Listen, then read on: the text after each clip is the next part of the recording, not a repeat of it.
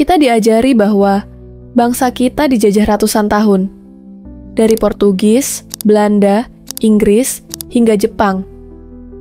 Namun, benarkah kita pernah benar-benar dijajah, atau hanya dikuasai sebagian, tanpa pernah benar-benar ditaklukkan? Dari Sabang sampai Merauke, pemberontakan terjadi hampir setiap dekade. Tidak satu, dua, tapi ratusan bentuk perlawanan.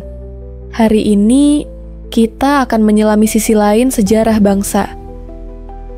Bagian yang jarang masuk buku teks sekolah, bagian yang mungkin bisa mengubah cara kita melihat diri kita sendiri.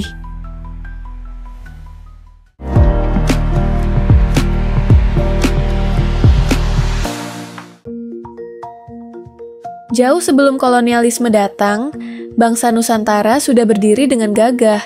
Sriwijaya adalah kerajaan maritim terbesar se-Asia Tenggara pada abad ke-7. Majapahit menguasai wilayah dari semenanjung Malaya sampai Papua pada abad ke-14. Mereka bukan bangsa lemah, mereka adalah pusat kekuatan. Saat penjajahan datang, bangsa ini tidak diam. Sultan Hasanuddin dari Gowa melawan Belanda dengan armada laut yang membuat VOC kewalahan. Pangeran Diponegoro memimpin perang selama 5 tahun dengan strategi gerilya yang merepotkan. Katnyak Dien bertempur bahkan setelah suaminya gugur. Patimura dengan pedang dan semangat rakyat Maluku mengguncang kekuasaan VOC. Fakta menariknya, Belanda hanya benar-benar menguasai wilayah pesisir dan kota-kota besar. Hutan, gunung, dan pedalaman Nusantara tetap dikuasai oleh kekuatan lokal. Wilayah seperti Aceh bahkan baru bisa diklaim setelah puluhan tahun perang. Perang Aceh 1873 sampai 1904 tercatat sebagai perang kolonial terpanjang yang pernah dilawan Belanda. Dan bahkan setelah kalah secara militer, semangat melawan tidak pernah padam. Inilah bangsa yang lebih suka kalah bertempur daripada tunduk dalam diam. Nusantara bukan hanya tanah yang subur, tapi juga penuh ilmu dan peradaban. Sistem irigasi subak di Bali diakui UNESCO sebagai warisan budaya dunia. Di Jawa, sistem pengelolaan air kuno disebut pengairan sawah sudah digunakan jauh sebelum Belanda datang. Kapal Jong milik Kerajaan Majapahit jauh lebih besar daripada kapal VOC. Fakta menariknya, kapal Jong bisa memuat 500 hingga 1000 orang dan digunakan untuk ekspedisi antar pulau. Bandingkan dengan kapal Belanda yang hanya memuat 100 sampai 150 orang. Pengetahuan astronomi, arsitektur, hingga pengobatan lokal tersebar dari Sabang sampai Merauke. Namun, banyak manuskrip lokal hilang atau diambil ke Eropa. Contohnya, naskah-naskah kuno dari Sumatera disimpan di perpustakaan Leiden, Belanda. Pertanyaannya, mengapa ilmu-ilmu ini tidak diajarkan kembali di negeri asalnya? Apakah memang sengaja dilenyapkan agar bangsa ini lupa siapa dirinya? Penjajah seringkali menghancurkan warisan agar yang dijajah merasa rendah diri.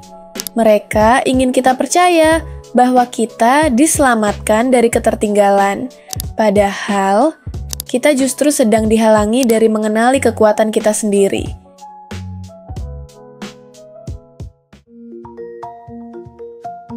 Nusantara adalah wilayah dengan spiritualitas yang unik. Kita hidup berdampingan dengan alam, leluhur, dan tradisi yang turun-temurun.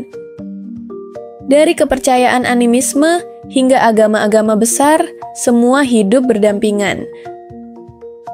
Suku-suku seperti Baduy, Toraja, Dayak, dan Bali menunjukkan bahwa spiritualitas Nusantara adalah kekuatan, bukan kelemahan. Mereka menjaga tanah, adat, dan nilai-nilai tanpa tunduk pada modernitas Barat. Fakta menariknya, ada tradisi dalam masyarakat adat Papua yang melarang penebangan pohon tertentu karena dianggap tempat arwah leluhur. Ini bukan tahayul, ini cara hidup yang menghormati ekosistem. Ada teori yang menyebutkan bahwa Nusantara adalah sisa peradaban kuno yang hilang, bahkan sebelum Mesopotamia. Penemuan struktur batu megalitik seperti di Gunung Padang menimbulkan dugaan bahwa ada teknologi kuno yang dilupakan. I think that whoever built Gunung Padang shared our planet with the hunter-gatherers who we know were also widely present at that time. Kayaknya cukup menarik jika nanti kita bahas seberapa keren Nusantara di zaman dahulu hingga zaman Mesopotamia. Kalau setuju tulis di komentar ya. Oke, lanjut. Jika benar demikian, berarti bangsa ini bukan dijajah dari awal, tapi justru dijatuhkan dari kejayaan. Dan yang lebih penting, kita selalu bangkit kembali. Apapun yang diambil dari kita belajar membuat yang baru. Itulah sebabnya bangsa ini tidak pernah benar-benar habis. Mungkin sejarah kita tidak hilang, disembunyikan di balik lembaran-lembaran asing, terkubur di balik nama-nama yang tak pernah disebut di buku sekolah. Tapi satu hal yang pasti, bangsa ini tidak pernah tunduk sepenuhnya. Tidak kepada senapan, tidak kepada bendera asing, tidak kepada penjajahan. Kita adalah bangsa yang tumbuh dari luka dan terus bangkit dari reruntuhan. Jika kita benar-benar memahami siapa kita sebenarnya, mungkin dunia akan melihat Nusantara dengan cara yang berbeda. Sekarang giliran kamu. Menurut kamu, apakah bangsa kita pernah benar-benar dijajah atau hanya dibungkam? Untuk sementara, tulis jawabanmu di komentar. Dan jangan lupa like, subscribe, dan aktifkan lonceng notifikasi. Terima kasih sudah menonton. Sampai bertemu di video selanjutnya.